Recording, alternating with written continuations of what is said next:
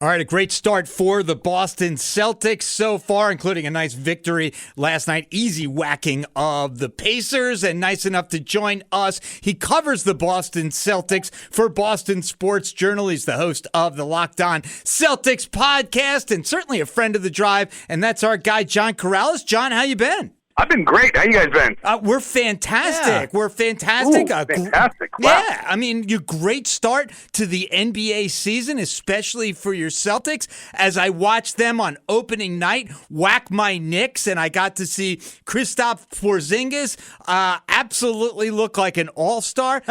Man, the Celtics look fantastic. They look really good. It's looking at them. Yeah, especially last night against the Pacers. Sometimes you kind of forget, like, when you're in the analysis part of it, you're always kind of just breaking things down, and you forget the big picture sometimes. I watched a pick and roll, Drew Holiday and Kristaps Porzingis pick and roll that ended with Porzingis, I think, with a layup. I was like, that's their fourth and fifth option. And that's unfair. It's been a great start to the season, but teams have good starts, right? It's like Denver's 4-0. There are a lot of teams that will come out and start well. I think the thing about what Boston's doing, it's how they're doing it. It's how good Jayson Tatum looks. He's playing at a different level. These guys are playing a level of offense that's just kind of fun. Everybody's screening for each other. Everybody's passing to each other.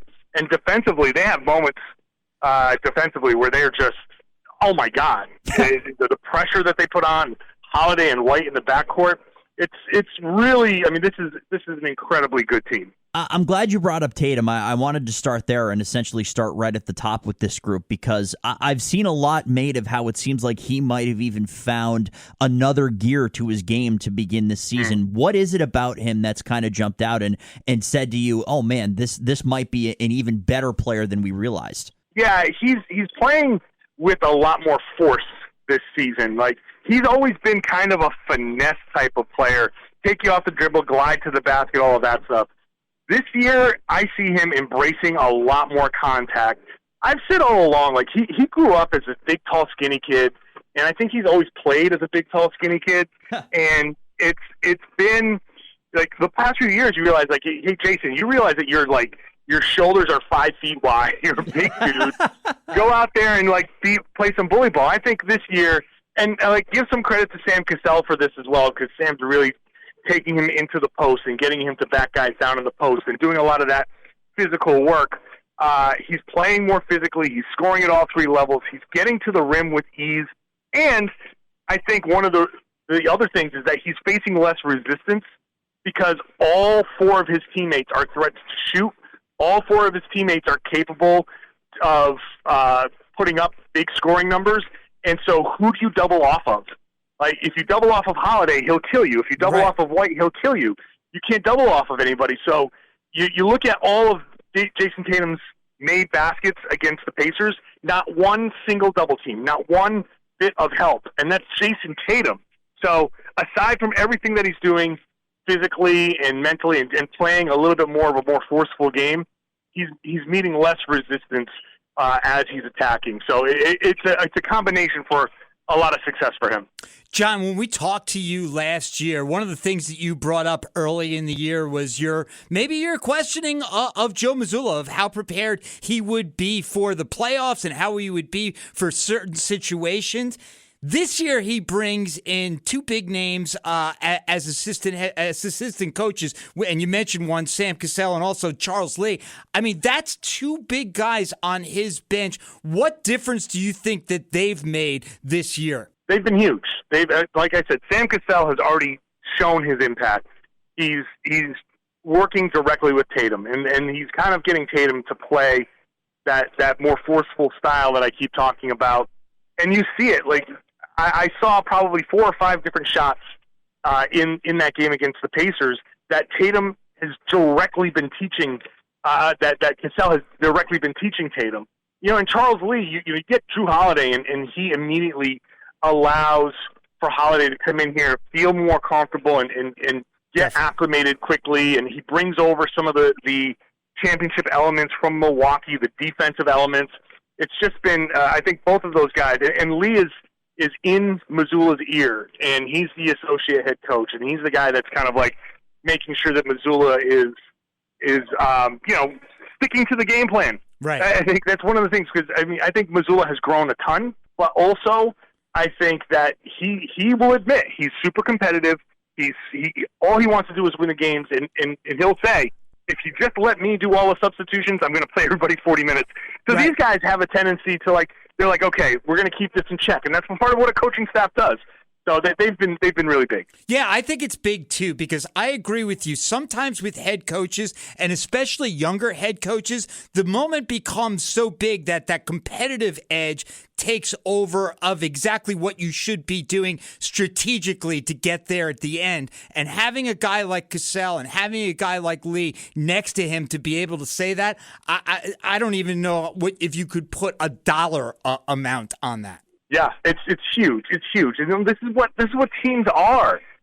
Everybody's got a different personality level. Everybody's got a different, strength, and everybody has these different just elements to what they bring to a team. Right. And so Mazzulla, look, let's give this guy a ton of credit. He is self-aware. He understands these are my weaknesses. Right. So here's what I'm empowering my coaching staff to do to kind of keep me in check. And like I said, he's grown a lot. One of the biggest things that has stood out to me in the early going here is how much Mazzulla understands, all of the stuff that I and others have criticized him for last season. He gets it. He saw it. And I think some of the things he wanted to change last year but couldn't, and I think this year he's been able to. We forget that he started last year as the interim head coach. Right. And it wasn't until past the middle of the season that he got the title of head coach. And by that time, everything is set. You can't just say, okay, now I'm officially the head coach. Oh, big changes. You can't do that. So this is where the big changes happen. And I think the maturity level of the whole team, including the coach, to understand what they do well and what they don't, and to work with each other on those things, that's a big part of why the Celtics are so good right now. Yeah, I'm with you. I think self-awareness for teams is invaluable. And when you can get that, that's how you make champions. We're hanging out with our guy, John Karalis. He covers the Boston Celtics for the Boston Sports Journal. You can read all of his coverage at bostonsportsjournal.com. Certainly follow him on Twitter at John_Karalis. And you got to download the Locked On Celtics podcast. And every once in a while, nice enough to join us here on The Drive. And John, earlier on, you mentioned how good this team has been defensively, which I think is also kind of remarkable given how much star power you have. And there were a lot of fans who are up in arms after Marcus Smart was moved out of town just because of the defensive presence that he has. So how have you noticed, or have you noticed any changes to the way that this team is defending the ball? And how has Drew Holiday's addition been in terms of continuing that defensive presence?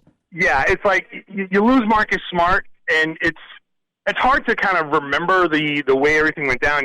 They lost Marcus Smart early, actually before the actual calendar flipped to the new season. And so it wasn't until they got Holiday just before training camp, months later, that it's like, oh, okay, they're fine. Because Holiday is every bit the defender that Marcus Smart is, and he's also a much better offensive player. And so, the things that you lose in Smart, and yeah, his voice, his presence, just the continuity and the way he works chemistry-wise. I've watched him play in Memphis, and it looks like he's never played with those guys. And in Boston, it looks like he's attached to the hip with these guys. So, getting Holiday was just a huge, final piece to the puzzle type of thing. It really snapped their entire starting lineup into place. And what they're doing defensively, they're first of all, full court pressure, which you didn't see before.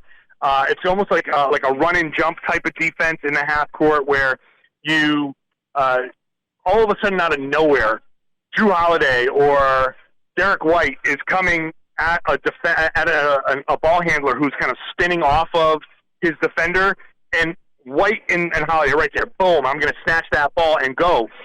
That type of pressure and that type of higher, I'm going to say higher risk because you're going for steals, higher reward, that puts so much pressure on these other teams, because I saw against Indiana, I saw the Pacers have to work so hard to get every basket that they scored. They worked incredibly hard, and a lot of Boston's baskets were easy. Right. And even if you're matching in the first quarter, hey, we're going back and forth, 2 for 2, 3 for 3.